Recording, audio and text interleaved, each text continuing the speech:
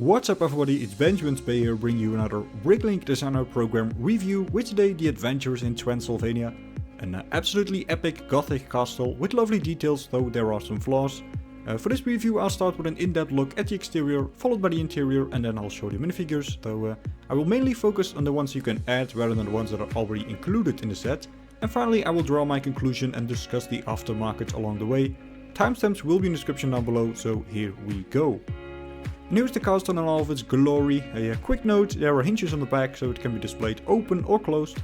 More details about that later. For now we'll start with the open version. One thing that really drew my attention when I first looked at this castle is the menacing color scheme. Black and dark red is honestly such an underrated and underused combination, and even the addition of dark blue totally works. The castle is built on a mix of dark grey and brown base plates, richly covered by a touch of autumn as I like to call it. The color of the leaves ranges from yellow to dark red and pretty much every color in between. And even though there isn't as much foliage as in say the Forest Stronghold, I still think that the leaves are an excellent addition that make the dark side of the castle pop without drawing in too much attention. Apart from the leaves and trees you can also see cobblestones, nice windows, a neat use of these small banana gears and tombstones. In fact, I believe there are at least 3 tombstones in the set. There's also a signpost with a train, which is a reference to the Orient Express, a set that served as inspiration for the designer of this set, Sleepless Night. On the right you'll see an arching hallway where minifigures can pass through to get to the other side of the building. Not a whole lot happening here though, so let's circle back around to the stairs with another tombstone and more foliage that combines well with the autumn sun here in the Netherlands. You can also see a glimpse of this stair railing, but before we move up, let's first check out the other side with yet another tombstone. A bar wheel that triggers a play feature that we'll take a look at later. And then more of that lovely foliage. Behind the tree is snot building in the form of a textured dark grey wall with sand blue accents. One thing you may have noticed is that there's quite a bit of dark grey in this model. Even in places where I would much rather see dark red, certainly on the entire left section here. If we move up a bit we get to the part where the model truly starts to shine. There is so much happening here, with excellent part usage from candles to mudguards to Technic axles and bushes. Barbs, clips, plates, cones, hot dogs, it's all there. In fact, I think this might be one of the most detailed sets I've ever seen. So if you really want to take a good look, I suggest you pause the video because there is just too much to mention here. But for now we'll move on to the other side with a small tower that's really well built. It's nice to see light grey and dark blue break up the color scheme a bit. Next is another detailed window. While it looks great, I have just one problem with it. It's not centered nicely above the arch below, which I find kind of annoying, so I may have to change that later on. The extra window next to it also doesn't make a whole lot of sense, but beyond that it's back to epicness with the Fright Night banner that is unfortunately a sticker. And then we arrive at the stairs with nearly 100% snot building for the stair steps, along with neat safety railing. Those vine pieces were definitely put to great use in the set. Sadly there are some stability issues, mainly on the side here, so they're not nearly as bad as with the other sets from the Bricklink Designer Program that I reviewed. The stairs lead to the entry with a wooden door, no portcullis unfortunately. Even something simple as lowering spears would have been great. Above the door some more detailing with a lovely lamppost. Now let's spin the model around and look at the interior. And again keep in mind that this can all be closed up due to the hinged design. On the bottom there's a small but highly detailed library. I appreciate the various types of books, some of which can be taken out and held by minifigures. There's a nice tile pattern on the floor with a skeleton below and a small prison on the side. Now follows the other half of the room with another selling point of this set. The ominous final resting place of an ancient vampire. Neat details all around, including a photo of what I imagine was the vampire's lover, with a rather morbid trans red cone below. I wonder what's inside. This set also features stairs in every room, but let's quit beating around the bush and get to the main attraction.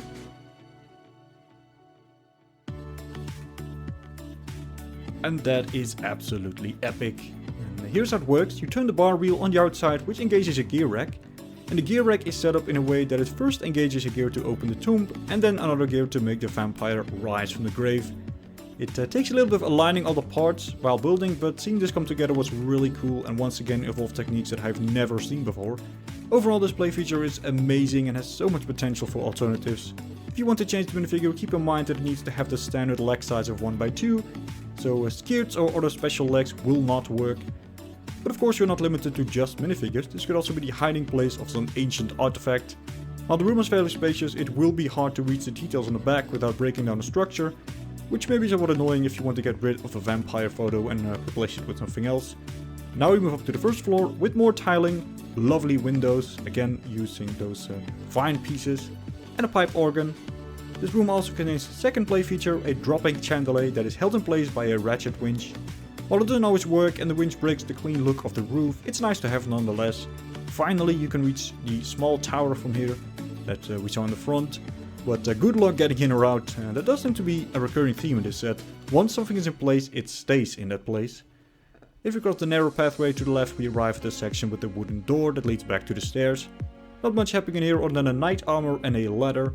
But before you can climb that, you first have to avoid the final play feature, a trapdoor that leads to the prison below. While it looks clean, this feature is honestly rather terrible. There's a lot of friction which makes it hard to operate, and there's a good chance that a falling minifigure will get stuck behind the lift arm that controls the trapdoor, and at that point good luck getting it out when that happens. In truth, you might as well try to either change or omit this feature altogether while building, because it's just not good. Something that is good is the roof, not very spacious but once again highly detailed, with on the left a spiderweb that covers the treasure room, but once again it's going to be hard to move anything around. On the other side, most of the space is taken by the angled roof that consists of dark blue plates, spikes, handcuffs and a brick built bed. I do feel like the walls are just a bit too high. I had rather see them one brick lower, but that's an easy modification. And finally, as mentioned, the castle can be displayed open or closed. Here's what they look like. It uses a clever mechanism similar to what in Lion Knight's castle, to make sure there's no gaps in the wall when you fold the sections together. I do want to point out that the castle is not very big. Certainly not when it's closed up, so you're paying more for the details than the actual size. Here are the minifigures that come with the set, and to put it bluntly, I really don't care about these at all. Most of them just don't fit the epic and evilness of the castle and ultimately turn it into a tourist attraction. In terms of accessories, the Fright Knight shield is a nice inclusion, but there's only one of them. So overall this set is definitely not useful for army building, unlike the Forest Stronghold. No, I think it's much better off with other minifigures, and there are a lot of good options. If we stick to the castle vibe, the Fright Knights immediately come to mind. I've seen that option mentioned quite a lot online. But one faction that I think is an even better fit are the Shadow Knights, as their color scheme perfectly matches the castle. I also feel like they're a lot more menacing than Fright Knights. If you're familiar with the Knights Kingdom line, you probably recognize Vladek and the soldiers, but if you look at the chess set 851499, you notice Vladek is merely a bishop, led by a king and a queen, which I've also added here. If you want to opt for a more modern setting, you can also turn this into a Darth Vader's fortress, or a Sith temple where Qui-Gon and Darth Maul are facing off. Who knows, perhaps Batman also joins in. A lot of cool possibilities here. So, taking all of this into account, what is my conclusion? If you see my previous BDP reviews, you may know that I like to put things in perspective by making a comparison. For this set that is more challenging though, as we never had a castle with this color scheme or style of architecture. I will say that in terms of the details, I think this build absolutely crushes any other castle we've seen before. And that, combined with the Rise from the Grave feature, hinged design and mostly solid build, makes this set, in my humble opinion, the best one from the Bricklink designer program so far. It does not come without drawbacks though. While the color combination works well, there is too much black in the set, especially on the left side. Keep in mind that in order to see all those dark details, you will need a well-lit place to display this. In addition, the stair railing comes with stability issues, the trapdoor feature is completely flawed, and the minifigures are, in my opinion, a waste of the budget.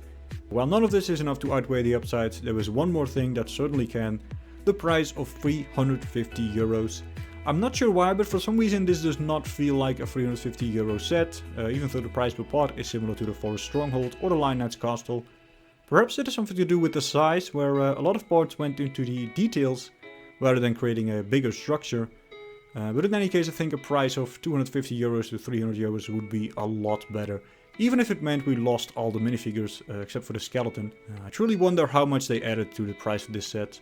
Sadly, there is no good news for those on a budget, because even though LEGO increased the production limit to 50,000, of which roughly 45,000 were sold, the current price on the aftermarket is already quite a bit higher. In Europe it's around 400 euros, and given how unique the set is, I doubt that will go down anytime soon. It was interesting seeing the debate that surrounded the pre-order phase of the set. Some people were happy with the increased supply because it meant that everyone who wanted a set at the time could get one, while others were upset due to the loss of exclusivity and resale value. Though honestly, I don't think there is much to be upset about. This is after all an excellent set.